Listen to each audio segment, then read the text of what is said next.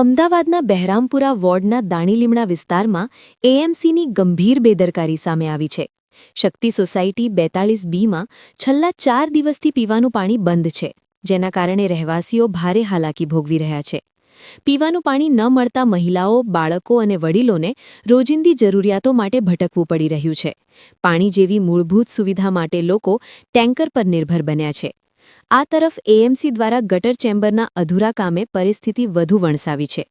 સોસાયટીની ગલીમાં ખુલ્લા ખાડા પડ્યા છે, જેનાથી અકસ્માતનો ભય ઊભો થયો છે. ખાસ કરીને બાળકો અને મહિલાઓ માટે આ રસ્તો જોખમી બની ગયો છે. સ્થાનિક રહેવાસીઓનું કહેવું છે કે વારંવાર રજૂઆતો છતાં એએમસીના જવાબદાર અધિકારીઓ તરફથી કોઈ કાર્યવાહી કરવામાં આવી નથી. ટેક્સ ચૂકવ્યા છતાં આવી અવ્યવસ્થા સામે લોકોમાં ભારે રોષ જોવા મળી રહ્યો છે. રહેવાસીઓની માંગ છે કે તાત્કાલિક પીવાનું પાણી શરૂ કરવામાં આવે અને ગટર ચેમ્બરના અધૂરા કામને પૂર્ણ કરી સમસ્યાનું નિરાકરણ લાવવામાં આવે. હવે સવાલ એ છે કે એએમસી ક્યારે જાગશે અને બહેરામપુરા વોર્ડના લોકોને મૂળભૂત સુવિધાઓ ક્યારે મળશે?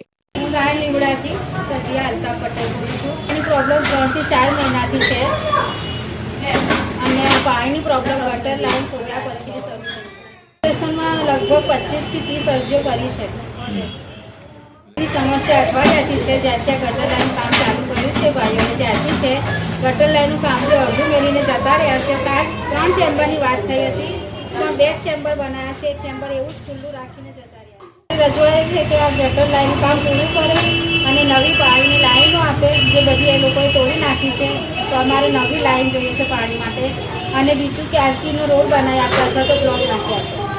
આ રોડના હિસાબથી બાળકોને શું પ્રોબ્લેમ થાય છે? બાળકોને બહુ ઘણી બધી પ્રોબ્લેમ થાય છે. ખાડા ટેકરા છે, ગટરો ભરે છે, ત્યારે હવે મત વિસ્તાર કયું છે?